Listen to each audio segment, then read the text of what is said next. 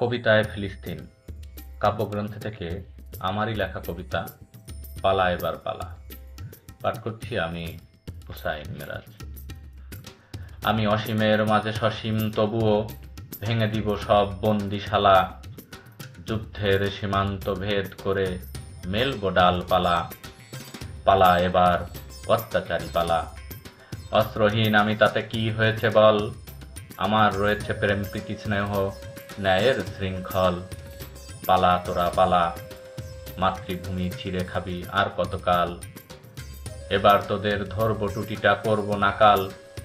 আকাশ পাতাল ফুঁড়ে মারব নরাধম যুদ্ধ পশু। টকবকে সব যুবক আমরা রক্ত দেব ঢেলে।